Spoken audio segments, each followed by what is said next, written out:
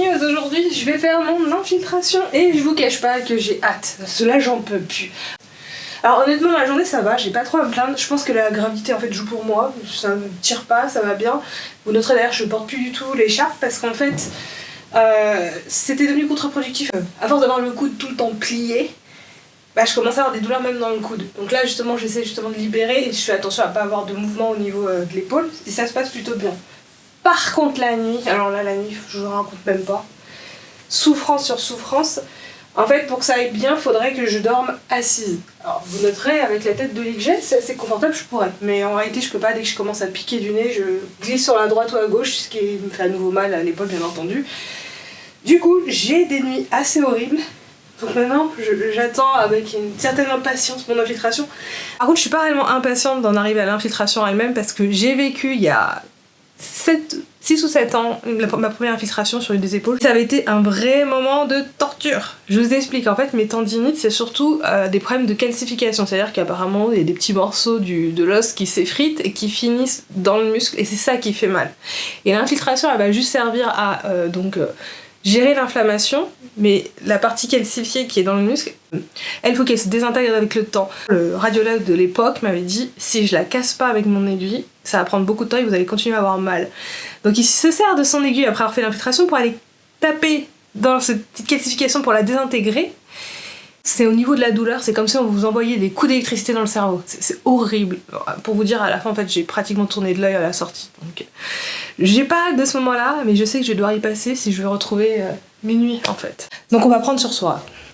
En attendant, là, c'est bon, ça fait 3 jours que je me plains de ma tendinite. Si on reparlait de couture, je vous ai parlé hier, on allait faire de la broderie. J'ai essayé de retrouver l'échantillon que j'avais créé il y a quelques mois, impossible de retrouver. J'ai retourné toutes mes boîtes de scrap de tissu et je mets pas la main dessus. Bon c'est pas grave, c'est pas vraiment le sujet. Je sais qu'en tout cas la machine elle fonctionne très bien vu que j'avais fait ce premier test. Maintenant ce qu'on va faire, on va aller voir sur l'ordinateur pour ouvrir le logiciel et trouver des tutoriels pour m'expérimenter un petit peu. Déjà, il faut que je vois si j'avais bien installé InStitch sur mon ordinateur, mais j'ai un souvenir que c'était le cas. L'objectif du jour, c'est d'arriver à reproduire un de mes dessins sur la brodeuse. J'ai 4 dessins actuellement, qui sont certains très compliqués, d'autres extrêmement simples. Donc je vous les présente rapidement. Ici, on a un ensemble de plantes, champignons avec des petits animaux. Et à mon avis, c'est la version la plus complexe parce qu'il y a plein de couleurs, en même temps des petits animaux. Il faut gérer dans quel ordre on doit les créer pour éviter d'avoir des choses incohérentes sur la broderie. Les 2 autres suivants, c'est le mode fil de fer, c'est-à-dire qu'on a un fil continu et après plein d'aplats de couleurs. Donc ici on est essentiellement sur des nuances de vert avec quelques points de couleurs complémentaires sous forme de fleurs sur les cactus. Le 3e est très proche du précédent, toujours sur le thème des cactus, hein, c'était mon thème principal sur ces 3 dernières images. Donc on a encore les cactus, mais alors là on va jouer avec le fil de fer parfois un peu plus épais que sur d'autres endroits. Et sur le chat on a plein de jeux de nuances sur son pelage, ce qui me semble être la partie la plus complexe pour lui. Et là on a le dernier qui est à mon avis mon choix principal, c'est un simple cactus qui est en mode fil de fer, donc là ce sera un running stitch pour faire tous les contours. Et on a 2 couleurs qui seront à mon avis au point de tatami, donc le vert et le pêche, et ce sera réglé.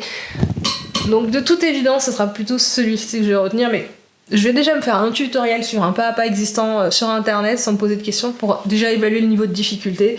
Et je reviendrai sur les images et je déterminerai en fait si je continue vraiment sur ce choix-là ou si je préfère aller un peu plus loin parce que je me sens plus à l'aise. Bon déjà je vais me trouver un tutoriel, hop, sur YouTube. Ah, il y a un petit bateau là, ça a l'air intéressant à tester. 34 minutes. Et en plus il est en français. Donc on va commencer avec celui-là et on verra ce que ça donne. Comment on peut créer une broderie avec Inkscape et InStitch, qui est le plugin dédié à la broderie. On verra ensuite comment ordonner les couleurs. Bon, ça commence mal, j'étais convaincue d'avoir Inkscape et InStitch et c'est pas du tout le cas. Donc il va falloir que j'aille les installer. Alors, ça a l'air d'être bon. Je suis censée avoir maintenant Inkscape quelque part. Il est là. Et j'ai pas fini en fait, il faut que j'aille chercher également InStitch. Ça c'est l'extension en fait. Donc c'est à télécharger également et il va s'intégrer dans Inkscape. Donc là, à nouveau pour Mac, nickel. Donc ça a l'air d'être fait. Bon c'est vraiment pas compliqué, il faut juste connaître sa version d'OS et après ça se fait tout seul. On va regarder si l'extension est bien là également. Extension, je devrais normalement avoir InStitch quelque part. Ah le voilà, InStitch. Donc c'est bon, il est bien installé. Je vais pouvoir donc ensuite suivre le tutoriel. Alors je crois qu'il faut que je récupère le dessin. Je vais voir s'il nous a pas mis son dessin quelque part pour qu'on puisse suivre avec lui. Ah voilà, j'ai trouvé son dessin, nickel. Et puis qu'à suivre le tutoriel, je vous passe en timelapse. Yeah. Yeah. Yeah.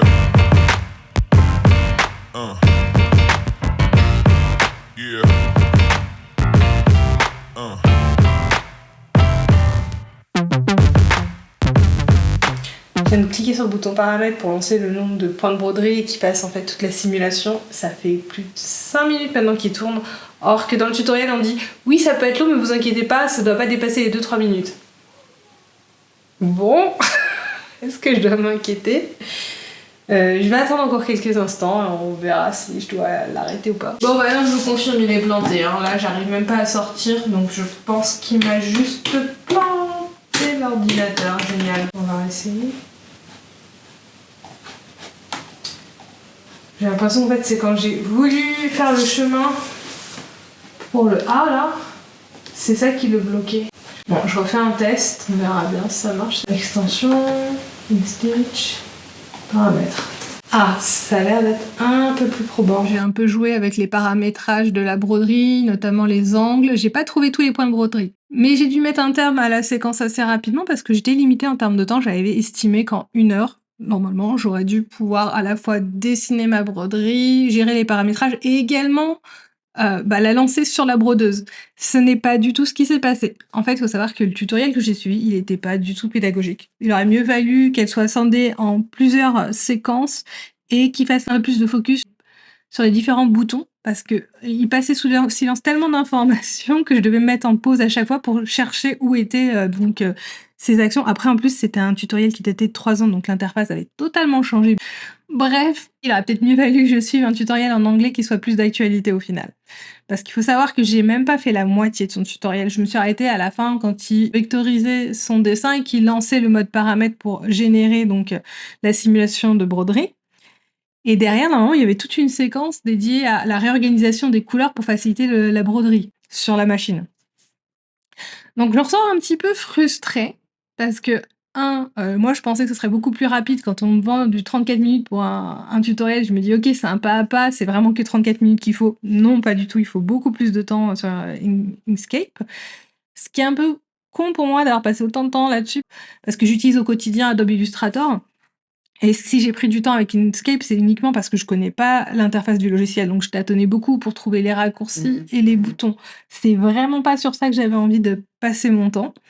D'autant que je me rends compte que ça veut dire que je peux potentiellement importer mes images vectorisées d'Adobe Illustrator directement dans Inkscape et balancer le tout via InStitch pour faire la simulation de broderie. Donc ça me ferait gagner un temps fou. L'autre point, c'est que j'ai perdu un temps fou également pour pouvoir enregistrer mon travail. Quand vous faites ce travail-là, vous devez donc enregistrer votre fichier sous 2 formats. Le premier, c'est le format SVG, c'est le format vectoriel de base, ça, il n'y a aucun souci. Le deuxième format, ça doit être le format de votre brodeuse. Et là, il faut savoir qu'il y a pléthore de formats possibles que vous allez retrouver au moment d'enregistrer. Et il faut donc connaître quel est le format accepté par votre brodeuse. Et moi, en fait, là, impossible de trouver. J'ai cherché partout, dans le livret d'instructions, sur le forum dédié à ma machine. J'arrivais pas à mettre la main sur l'information. Elle devait y être, c'est sûr. Mais elle était perdue en plein milieu de plein d'autres informations et il n'y a aucun moyen de trouver facilement. J'ai fini sur une page web quelconque qui référençait tous les formats par machine. Je l'ai enregistré sous le format qui était indiqué, mais j'ai aucune assurance que c'est le bon format, parce que parfois on peut avoir des informations erronées sur Internet. Je vais devoir attendre de faire la seconde partie du tutoriel, donc celle où il faut réorganiser l'ordre des couleurs, et ensuite aller sur la brodeuse pour vérifier que tous les travaux que j'ai faits fonctionne avec le format. Bon, je pense que même là, ce sera pas grave, il faudra juste retourner sur l'ordinateur et réenregistrer avec le nouveau format. Ça devrait pas me prendre plus de 2 minutes, mais c'est quand même un peu frustrant et stressant. Bilan de cette première heure de numérisation d'une broderie, hyper frustrée. J'ai passé plus de temps à reproduire quelque chose que je connaissais déjà sous un autre logiciel, et j'ai à peine effleuré la partie paramétrage de la broderie, ce qui m'intéressait le plus au final. J'ai hâte d'être demain après-midi pour vraiment traiter ce sujet-là et pouvoir peut-être enfin broder le tutoriel qu'on a fait aujourd'hui. Je m'attends même pas à avancer plus vite que ça. Je me rends compte que j'ai totalement surestimé le temps qu'il fallait pour broder. Bon après c'est ça l'apprentissage, hein, c'est toujours 3 fois plus long que la vraie activité quand on maîtrise le sujet. Je vais scinder cette activité en 3 temps. Aujourd'hui, c'était l'installation, maîtrise du logiciel Inkscape et InStitch. Demain, c'est approfondir les bases de InStitch. Et j'imagine après-demain, ce sera la partie broder mon actuel dessin. Bon, on va prendre un peu plus de temps pour être un peu moins frustré. Enregistrer. Je crois que j'ai pris autant de temps à dessiner la broderie qu'à enregistrer le fichier. Bon, c'était bien sympa cette petite expérimentation, mais là, je vais m'arrêter maintenant parce qu'il est 11h50. Ce que je voudrais faire là, c'est ranger quelques petites choses, faire du repassage, bref, toutes les petites actions que je pense cet après-midi je pourrais plus faire. Donc ça veut dire que je vais également, après mon heure de repas, éditer le maximum que je peux la vidéo de la journée d'hier. Parce que ma grosse crainte, c'est qu'après l'infiltration, je sois un chaos et que les jours qui suivent, je sois très limitée dans mes mouvements. Are you listening? Damn.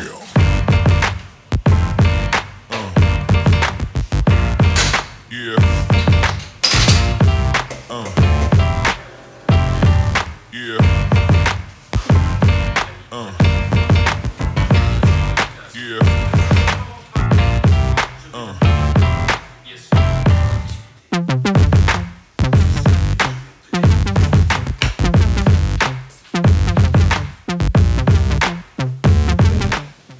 Bon, je viens d'éditer pendant 45 minutes, là je suis en train de regarder l'heure pour partir au centre pour l'infiltration. Je dois y être pour 17h30, donc je vais y arriver un peu en avance.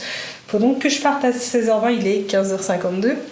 Comme vous pouvez le voir, je suis déjà plus ou moins prête, hein. Je me suis déjà changée depuis tout à l'heure. Il faut juste que j'imprime. Il faut juste que j'imprime le compte rendu de la radio parce qu'ils m'ont donné juste les codes d'accès, mais j'ai pas le compte rendu en lui-même. Donc on va faire ça en premier. Alors déjà, on va sur le site en question. Il faut aussi le téléphone, je vais vous préciser. Alors, le code. Ça c'est fait, il me reste une dernière chose que je veux faire. Parce que comme je vous l'ai dit la dernière fois que j'ai fait une infiltration, j'ai fini par faire une petite syncope.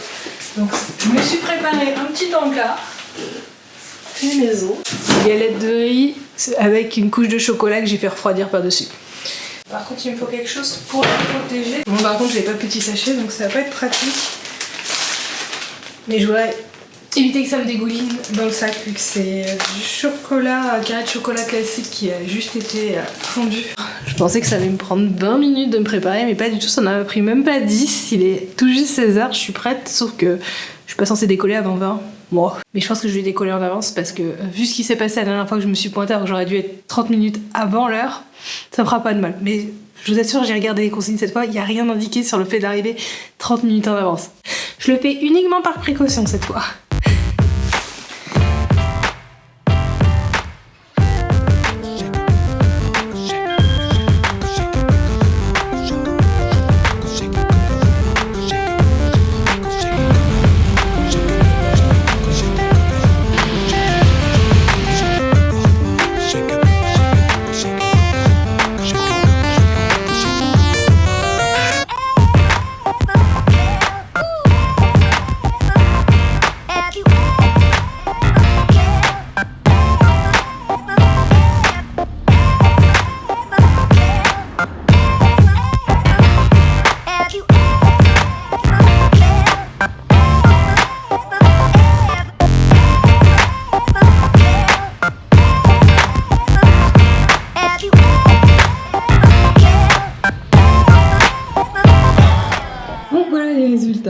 Ma superbe épaule qui a été donc infiltrée.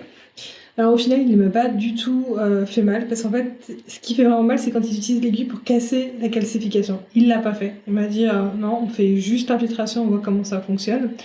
Ce qui fait que voilà donc je ne souffre pas plus qu'avant. J'ai quand même bénéficié d'une anesthésie, il me dit qu'au bout de 15 minutes elle aurait pu faire effet. Bon de toute façon elle n'a jamais fait un gros effet, c'est-à-dire que j'ai gagné un peu en mobilité. Mais j'ai toujours un peu mal, j'ai toujours une résistance. Ça reste quand même mieux que rien. Là, je peux utiliser mon bras normalement, donc je pense que je vais pouvoir éditer et faire mes activités. Et j'aurai totalement retrouvé ma mobilité sous 2 à 5 jours.